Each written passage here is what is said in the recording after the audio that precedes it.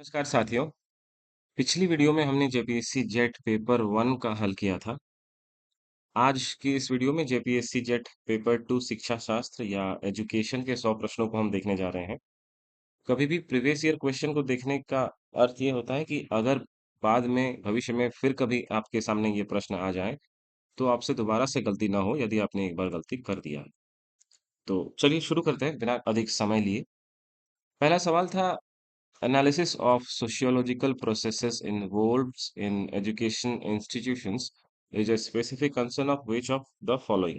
शैक्षिक संस्थानों में होने वाली समाजशास्त्रीय प्रक्रियाओं का विश्लेषण निम्नलिखित में से किसका विशेष विषय है? और इसके चार ऑप्शंस थे। ये और कठिन हो सकता था यदि इसमें एजुकेशनल सोशियोलॉजी नाम का एक ऑप्शन रहता, लेकिन यहाँ पर केवल सोशियोलॉजी ऑफ एजुकेशन है, तो इसका जो सही उत्तर है वो सोशियोलॉजी ऑफ एजुकेशन या शिक्षा का समाजशास्त्र हो जाएगा। अगला सवाल है, a new discipline educational psychology has developed owing mainly to the interactive relationship of the following. शैक्षिक मनोविज्ञान एक नए विषय के रूप में मुख्य रूप से निम्नलिखित में परस्पर संबंध के कारण विकसित हुआ है। और इसका सही उत्तर हो जाएगा व्यवहार विज्ञान, शैक्षिक प्रक्रियाएं और मनोविज्ञान में जांच की विधियां। सवाल नंबर 53 53 सांख्य दर्शन से है, जिसमें कि प्रकृति के किसी एक कैरेक्टरिस्टिक के बारे में पूछा गया है जिसका अर्थ आर्थिक विकास का समर्थन और शिक्षा को सामाजिक और आर्थिक विकास का समर्थन करने के रूप में बताता है। तो ये प्रकृति इज इवोल्यूशनरी, प्रकृति विकासशील है, ये इसका सही उत्तर मेरे अनुसार हो रहा है। अगला जो प्रश्न है वो है जस्टिस वर्मा कमीशन से कि वो किस पृष्ठभूमि में उसका गठन किया गया था। तो इसका जो सही उत्तर है वो हो जाएगा ऑप्शन नंबर सी, शिक्षक शिक्षा संस्थानों की मान्यता में अनियमितताएं, irregularities in recognition of teacher education institutions. अगला प्रश्न, विच of the following sequence correctly reflect Kolbe's experimental teaching learning. David Kolb ने जो एक्सपेरिएंशियल लर्निंग का कंसेप्ट दिया था, इसमें से कौन सा आएगा? तो जो पहला था उनका एब्स्ट्रैक्ट कंसेप्चुअलाइजेशन, वो फील के अंदर आता है, और अंतिम जो होता है वो है एक्टिव एक्सपेरिमेंटेशन, वो डू में आएगा। यानी महसूस करो, देखो, सोचो और करो। Feel, watch, think and do. Option number D ये सही उत्तर हो जाएगा। अगला सवाल है, यह ब्रह्मांड सर्ग और प्रलय के चक्रों के माध्यम से निरंतर विकसित हो रहा है। ये स्टेटमेंट जो है ये सांख्य दर्शन से लिया गया है। ये प्रीवियस ईयर क्वेश्चन में यूजीसी नेट में पूछा गया है। अगला सवाल है, एक स्टेटमेंट है, ये बताना है किसका है। A teacher can not truly teach unless he is learning himself. एक शिक्षक वास्तव में तब तक नहीं पढ़ा सकता जब तक वह स्वयं सीखता न रहे। और इसका जो सही उत्तर है वो हो जाएगा रविंद्रनाथ टैगोर। अगला प्रश्न बौद्ध दर्शन से है। बौद्ध दर्शन में पारंपरिक पारंगत शिक्षक निम्न में से किस आदेश का समर्थन करेंगे? तो बौद्ध दर्शन कहता है कि अपना दीपक स्वयं बने। अपदीपो भव इसका एक स्टेटमेंट है, और इसका उत्तर यही हो जाएगा, be your own guide of life या बी योर ओन लाइट। अगला प्रश्न है, who among the following is not a logical positivist. निम्न में से कौन तार्किक प्रत्यक्षवादी नहीं है? तो इन सभी ऑप्शंस में से हेनरी बर्गसन इसका सही उत्तर मुझे लग रहा है। अगला प्रश्न है क्वेश्चन नंबर 60। कैल्फी और मसूदा का तर्क है कि जांच के रूप में मूल्यांकन को निम्न में से किस रूप में सबसे अच्छी तरह परिभाषित किया जा सकता है?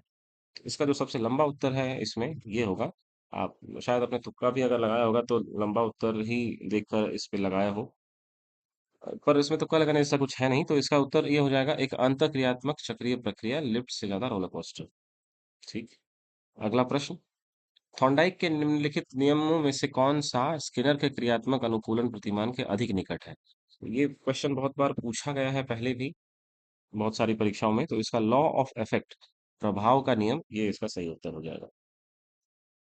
अगला प्रश्न है, भारत में कौन सा शैक्षिक स्तर पियाजे के औपचारिक संरचनात्मक विकास के चरण के रूप में है?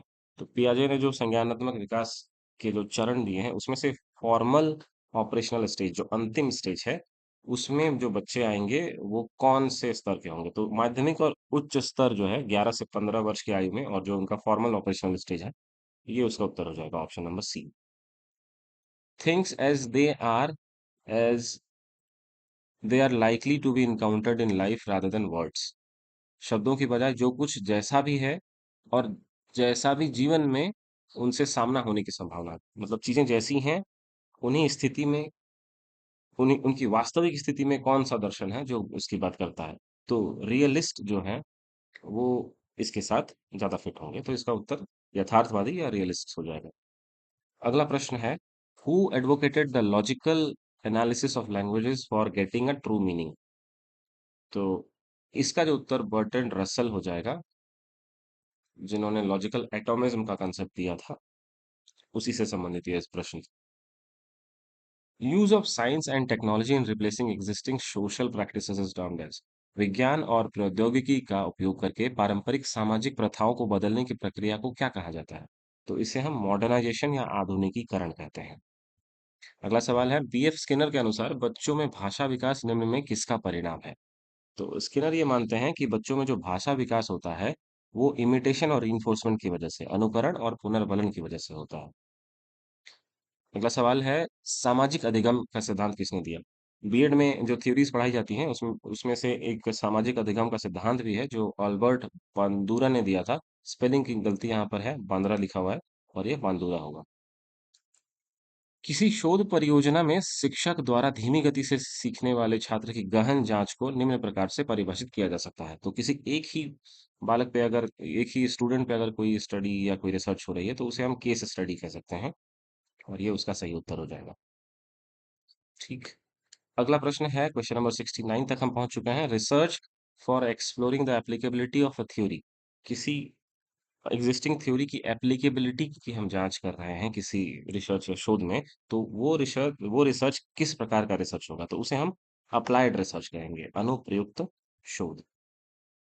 फिर अगला प्रश्न है, researcher wants to study the discovery learning process. इसमें कुछ स्टेटमेंट दिया गया है जिसमें कि आइडेंटिफाई करना था डिपेंडेंट और इंडिपेंडेंट वेरिएबल कौन सा है, जिसमें इसमें पूछा भी है कि मोटिवेशन जो है वो किस प्रकार का वेरिएबल इस स्टडी में होगा। तो इसमें मोटिवेशन डिपेंडेंट वेरिएबल हो जाएगा, आश्रित चर।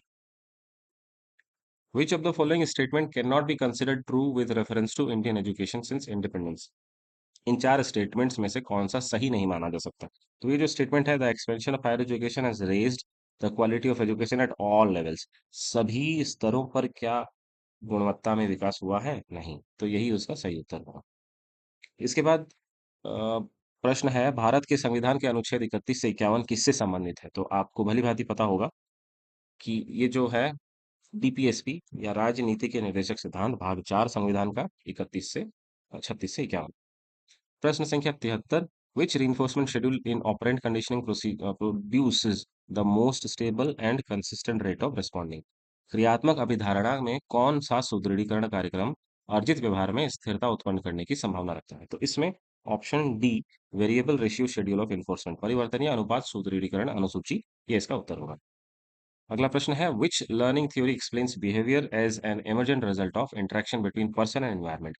व्यक्ति और पर्यावरण के बीच अंतःक्रिया का परिणाम इसमें से कौन सा सिद्धांत करता है? तो कर्ट लेविन की थ्योरी है फील्ड थ्योरी, जिसमें कि एनवायरनमेंट को एक फैक्टर के रूप में देखा बताया गया है। अगला प्रश्न है, synectics is the method of dealing with. Synectics किस प्रकार के बालक के साथ डील करने की एक विधि है? तो इसमें क्रिएटिव जो बालक होते हैं, रचनात्मक बच्चे, उनके साथ डील करने के लिए साइनेक्टिक्स विधि का इस्तेमाल किया जाता है। फिर इसके बाद देखिए यहाँ से शुरू हो गए आपके अभिकथन और कारण वाले प्रश्न। तो अगर मैं पूरा पढ़ूंगा तो समय अधिक लगेगा, इससे बेहतर हो कि मैं सही उत्तर आपको बताता चलूं और आप इसे मिलाते चलें। अगर आपको किसी भी प्रश्न कोई आपत्ति हो या लगे कि उसका उत्तर कुछ और हो रहा है आपके अनुसार, तो आप मुझे कमेंट बॉक्स में बता सकते हैं। तो प्रश्न संख्या 76 जो है, इसका सही उत्तर जो होगा ये हो जाएगा, both A and R true but R is not the correct explanation, option number B.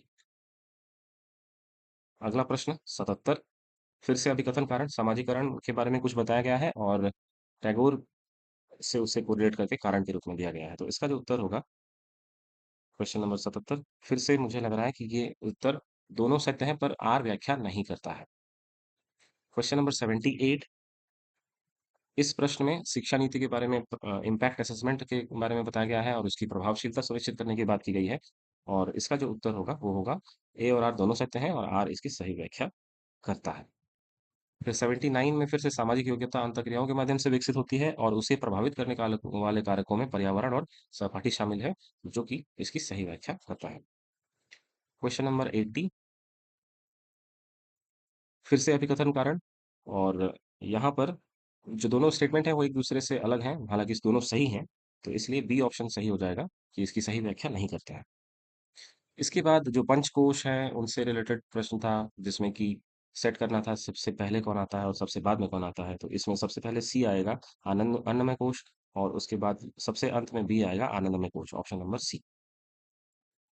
फिर उसके बाद जो प्रश्न है ये रिसर्च डिजाइन, एक्सपेरिमेंटल डिजाइन से जुड़ा हुआ है, कि जिसमें सबसे स्ट्रॉन्गेस्ट डिजाइन कौन सा होगा जिसमें ज्यादातर कंट्रोल हो सकता है, जिसमें थ्रेट्स ज्यादा ना हो इंटरनल वैलिडिटी को। उसमें सोलोमन फोर ग्रुप सबसे पहले आएगा, तो ऑप्शन सी, इसमें दोनों में आ रहा था, जिसमें ऑप्शन डी, CABED, ये ज्यादा अप्रोप्रिएट इसके हिसाब से लग रहा है। अगला प्रश्न है, किर्कपैट्रिक के पाठ्यक्रम मॉडल के अनुसार निम्न स्तरों को क्रम में व्यवस्थित करें। इन्हें क्रम में व्यवस्थित करना है, और इसका जो सही क्रम है वो है CABD, option number B. Question number 84, फिर से इसे सेट करना है। ये सवाल मुझे लग रहा है कि ये ड्रॉप हो सकता है, क्योंकि सबसे पहले इसमें से आएगा फुलेज एजुकेशन ऑफ मार्जिनलाइजेशन, फुले की शिक्षा हाशिए के लोगों के लिए 1830 से 40 के बीच में, और सबसे अंत में आएगा फ्रेरे, जो कि 1960 के बाद है। तो ऐसा कोई भी ऑप्शन नहीं है जिसमें कि ऑप्शन डी पहले हो और बी बाद में हो, तो इस वजह से ये प्रश्न ड्रॉप हो सकता है। अगला सवाल है 85, बुद्धि के सिद्धांत के विकास में निम्न में से कौन सा क्रम सबसे सही होगा। फिर से क्रम में व्यवस्थित करना है कि सबसे पहले कौन सा आया है, उसके अनुसार बाद में कौन सा रहेगा। तो इसमें जो ऑप्शन होगा ABDC, ऑप्शन नंबर बी, ये होगा इसका सही उत्तर। फिर अगला प्रश्न है, सही कथनों का चयन करें। इसमें से जो 5 कथन है उसमें से आपको सही कथन चुनना है, जिसमें कि ऑप्शन नंबर BCD ये सही हो जाएगा। 87, consider the following statements about sociology of education approach, और उसके बाद आपको सही स्टेटमेंट कौन से हैं वो चुनना था, जिसमें कि सही ऑप्शन होगा ऑप्शन नंबर ए, बी और सी। इसके बाद फिर से उसी तरह का प्रश्न है, consider the following statement about knowledge, Shulman का pedagogical content of knowledge, PCK की बात है उसमें। फिर हेबरमास के बारे में स्टेटमेंट है, इनोवेशन इन टीचिंग का के बारे में कहा गया है। लेकिन जो ऑप्शन डी है, only theoretical knowledge is sufficient, ये गलत स्टेटमेंट है, तो डी को अगर हम एलिमिनेट कर देते हैं तो ABC, ऑप्शन नंबर ए सही होगा। इसके बाद NEP और NCFTE कोठारी आयोग और इससे संबंधित स्टेटमेंट था, जिसमें कि मुदालियर कमीशन हायर एजुकेशन के लिए है, ये स्टेटमेंट गलत है। मुदालियर कमीशन माध्यमिक शिक्षा के लिए था, सेकेंडरी एजुकेशन। तो इसमें फिर से अगर डी एलिमिनेट कर दें तो ABC इसका सही उत्तर होगा। अगला प्रश्न है, consider the following statement about curriculum foundation, पाठ्यक्रम की आधारशिलाओं के संबंध में कथनों पर विचार करें, और इसका सही उत्तर हो जाएगा ऑप्शन नंबर ए, बी और सी। अब मैच द फॉलोइंग आ गया है। मैच जब करेंगे आप, तो मैच करने के बाद इसमें ए आदर्शवाद, शाश्वत और सत्य मूल्य इसमें हो जाएगा, तो इसमें एक ही ऑप्शन में वो दिख रहा है, जो कि ऑप्शन नंबर ए है। फिर 92, फिर से मैच करना है गाइडेंस के टाइप और उसके फोकस में।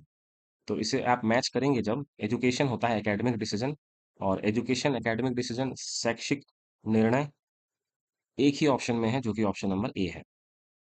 फिर अगला प्रश्न है, फिर से मैचिंग करना है इंस्टीट्यूशंस और रोल्स का।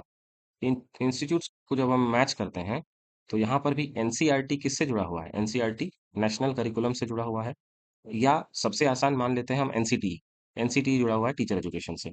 तो बी का दो अगर हम देखें, सिर्फ एक ऑप्शन में है, जो कि ऑप्शन नंबर ए है।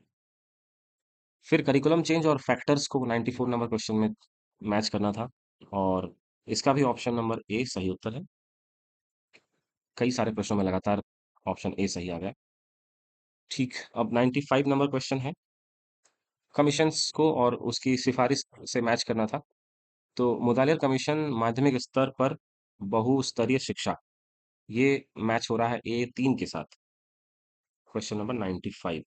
देखें A3 में किसमें है, दो ऑप्शंस में है, और बाकी जब आप मैच करेंगे तो इसमें आपका ऑप्शन नंबर डी सही उत्तर आपको प्राप्त होगा। इसके बाद 96 से 100 ये रीडिंग कॉम्प्रिहेंशन है पैसेज, जो पढ़ने के बाद हम देखते हैं कि इनके सही उत्तर क्या होंगे। 96 जो है प्रश्न, इसका सही उत्तर हो जाएगा ऑप्शन नंबर डी, मृत्यु को स्वीकार न कर पाना सबसे सबके लिए अपरिहार्य है। क्वेश्चन नंबर 97, इसका आंसर था ऑप्शन नंबर सी। 98, सभ्यता की त्रासदी किसमें निहित होती है, तो वो मनुष्य के अमर रहने की इच्छा में निहित है। आपके विचार में नॉर्मन और ब्राउन की पुस्तक किस विषय पर है, वो है जीवन और मृत्यु के बीच संघर्ष के ऊपर। फिर प्रश्न संख्या 100 पे आते हैं हम। इस अनुच्छेद का सार किस प्रकार सबसे अच्छी तरह व्यक्त होता है? ये हो जाएगा ऑप्शन नंबर डी, होने और ना होने को सीखना। अगला प्रश्न है विकास के किस चरण में व्यक्ति दूसरों के बौद्धिक स्तर को समझना शुरू करता है? तो ये विकास का तीसरा चरण है किशोरावस्था, जब वो दूसरों के बौद्धिक स्तर को समझना शुरू करता है। क्वेश्चन नंबर 102, निम्न में से कौन सी पुस्तक जीन पियाजे द्वारा लिखित है? तो इसमें से जो पुस्तक जो जीन पियाजे ने लिखी है वो है the language and thoughts of the child. Question number 103, an example of digital method of education in psychology. Digital method हो जाएगा पूर्व व्यापी विधि, एक्स पोस्ट फैक्टो मेथड। फिर इसके बाद there can not be educated people without educated women. शिक्षित महिलाओं के बिना शिक्षित समाज नहीं हो सकते, ये स्टेटमेंट किस कमीशन का था? तो इसमें से जो ऑप्शन हो जाएगा सही वो हो जाएगा सी, विश्वविद्यालय शिक्षा आयोग, यूनिवर्सिटी एजुकेशन कमीशन। इसके बाद एक पुस्तक फिर से दी गई है जो बहुत ही फेमस है, स्कूल और समाज, स्कूल एंड सोसाइटी, ये पुस्तक जॉन डीवी की है। अगला प्रश्न है क्वेश्चन नंबर 106, भावनात्मक बुद्धिमत्ता की अवधारणा निम्न में से कौन सी क्षमता शामिल नहीं होती है? तो इस चार में से एक एलिमिनेट करना है आपको। तो इसमें जो अराउज इमोशंस हैं, भावनाओं को जगाना, ये इसमें नहीं होगा। अगला प्रश्न है स्वामी विवेकानंद ने निम्न में से किस अवधारणा पर जोर दिया है? तो स्वामी विवेकानंद ने जोर दिया है किस पे? मैन मेकिंग एजुकेशन पे, मनुष्य निर्माण शिक्षा पे। उसके बाद अगला प्रश्न है विवेकानंद के अनुसार निम्न में से कौन सा शिक्षा का उद्देश्य नहीं है? तो शिक्षा का उद्देश्य युवा छात्रों को सामाजिक प्राणी के रूप में तैयार करना, ये उनका उद्देश्य नहीं है।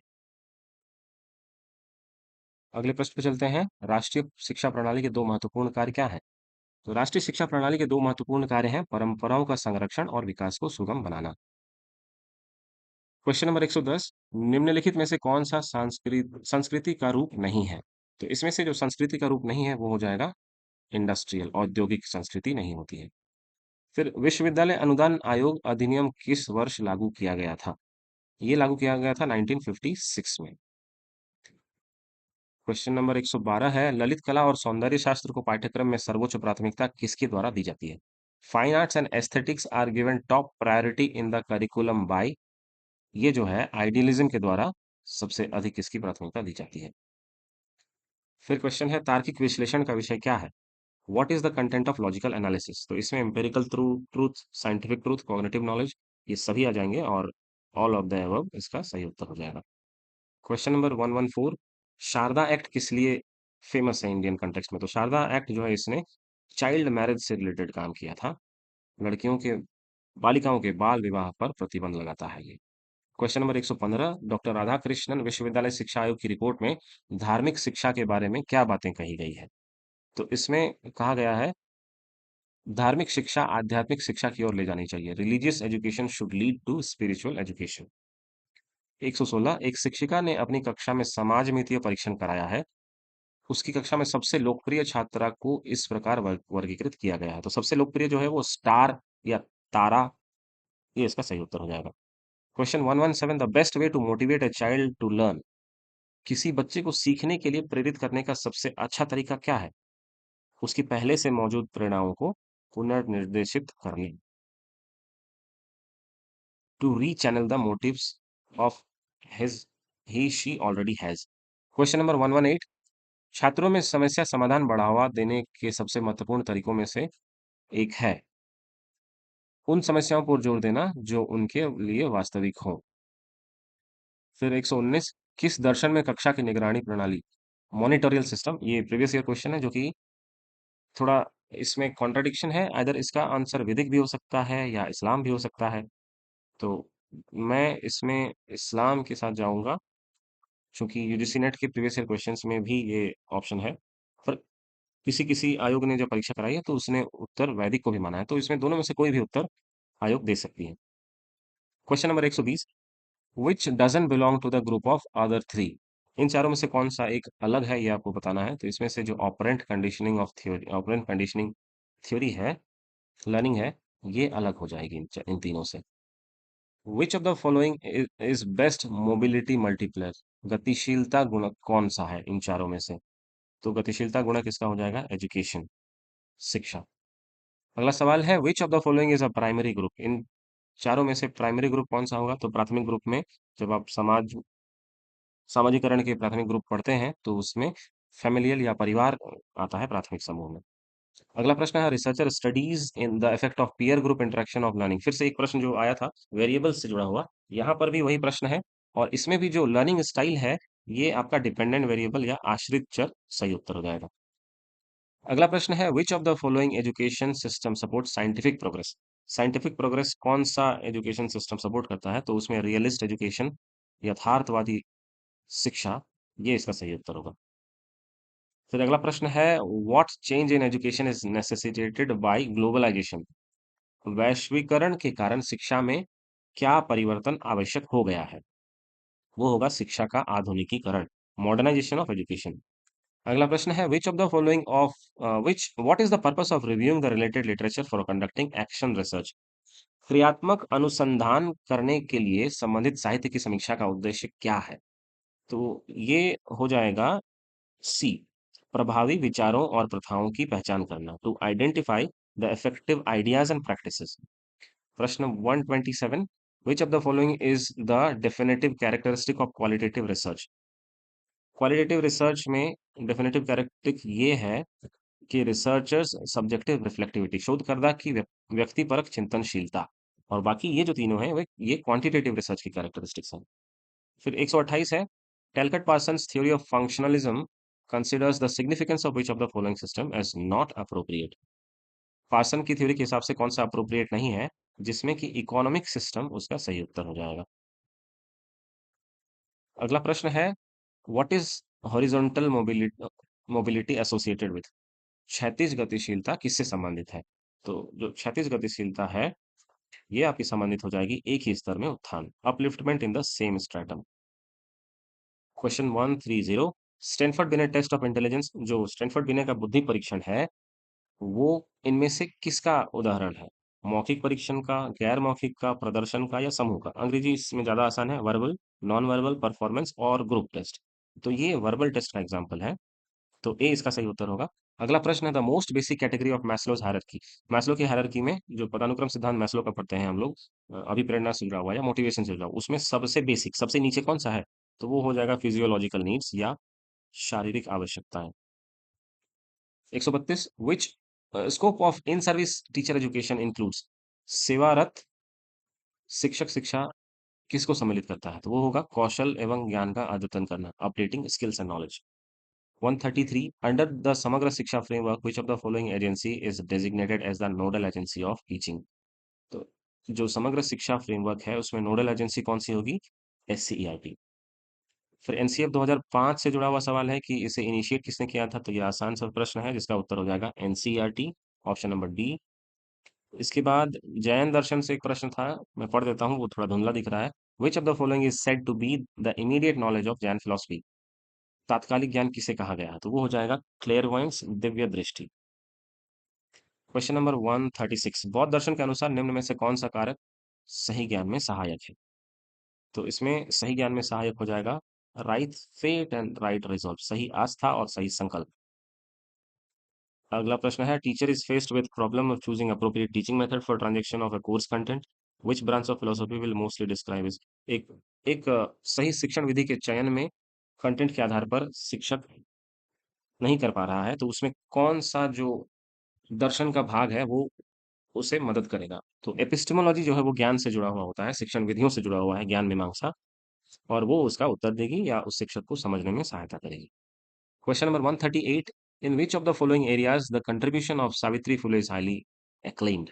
तो सावित्रीबाई फुले का नाम हम महिला शिक्षा या स्त्री शिक्षा के रूप में अग्रणी के रूप में लेते हैं, उनके साथ फातिमा शेख उनकी सहायक शिक्षक थी। तो ये ऑप्शन नंबर सी इसका सही उत्तर हो जाएगा।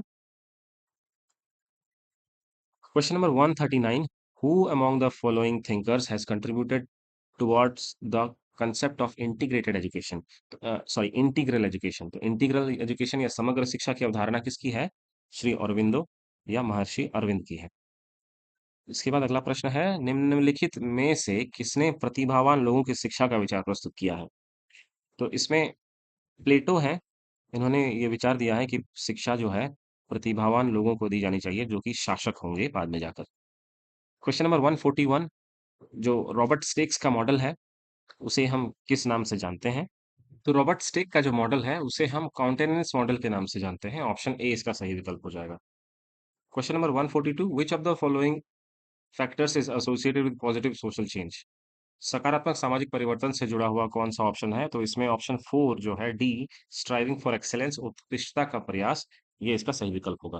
Question number 143, for fostering creativity among children, which of the following methods have been given a trial? इसमें से क्रिएटिविटी को बढ़ाने के लिए कौन से मेथड को हम अप्रोप्रिएट मानेंगे या इसकी कोशिश की जाती है? जिसमें ब्रेनस्टॉर्मिंग ऑप्शन सही हो जाएगा। हिंदी एक और इसकी जो प्रचलित है वो है मस्तिष्क उद्वेलन विधि। Which of the following schools of thought considers all knowledge as relative? सभी ज्ञान को सापेक्ष मानने वाला जो धर्म है वो है जैन धर्म। इसमें स्यादवाद का एक कंसेप्ट आता है जिसमें कि हाथी का एक एग्जांपल दिया जाता है। Question number 145, which of the following statement finds support from the existentialist teacher? इसमें से अस्तित्ववादी शिक्षक के साथ कौन सा कथन जाएगा? जो कि ऑप्शन ए सबसे अप्रोप्रिएट है, शिक्षा मूल्य केंद्रित होती है, या एजुकेशन इज वैल्यू सेंट्रिक। अगला प्रश्न है क्रिटिकल पेडागोजी से जुड़ा हुआ, जो कि पोलो फ्रेरे का दिया हुआ कंसेप्ट है कि क्रिटिकल पेडागोजी क्या करती है? तो वो पावर स्ट्रक्चर को सवाल करती है, शक्ति संरचनाओं पर प्रश्न उठाती है। अगला सवाल है ओडीएलएम का फुल फॉर्म क्या होगा? तो इसमें open distance learning materials, option A इसका सही उत्तर हो जाएगा। Question number 148, Blake and Mouton's managerial grid जो है उसमें क्या रहता है? किसका कंसर्न उसमें है? तो उसमें कंसर्न जो है पीपल एंड प्रोडक्शन दोनों से संबंधित है, लोगों और उत्पादन के प्रति चिंता। Question number 149, if an e learning platform is evaluated using D and MIS model, which of the following would not be a part of evaluation? तो इसमें से कौन सा नहीं होगा? पेडागोजिकल थ्योरीज यूज्ड, प्रयुक्त शैक्षणिक सिद्धांत, अगर हम डी एंड एमआईएस मॉडल से किसी ई लर्निंग प्लेटफॉर्म का मूल्यांकन करते हैं तो ये उसका हिस्सा नहीं होगा। क्वेश्चन नंबर 150 या अंतिम प्रश्न, education factor that explain social change in various ways, शिक्षा का एक ऐसा कारक जो सामाजिक परिवर्तन को विभिन्न तरीकों से स्पष्ट करता है, वो कौन सा है? इसमें एसिमिलेशन, प्रिजर्वेशन एंड ट्रांसफॉर्मेशन, आत्मसात, संरक्षण और रूपांतरण, ये उसका सही उत्तर हो जाएगा। तो इस तरह से हमने आज सभी 100 प्रश्नों को किया जो जेपीएससी जेट के एजुकेशन या शिक्षा शास्त्र की परीक्षा में 14 जून 2026 को पूछे गए थे। इसमें से हो सकता है कि कुछ कुछ प्रश्नों के उत्तर आपको ये लगे कि मैंने गलत बताया होगा, जो शायद आपके अनुसार सही हो। तो अगर ऐसे कुछ प्रश्न हों जो कि कॉन्ट्रडिक्ट कर रहे हों, तो आप उसे कमेंट बॉक्स में लिख के मुझे ज़रूर सूचित करें। और अभी तक इस वीडियो को अंत तक देखने के लिए, मेरे साथ बने रहने के लिए आपका बहुत-बहुत धन्यवाद।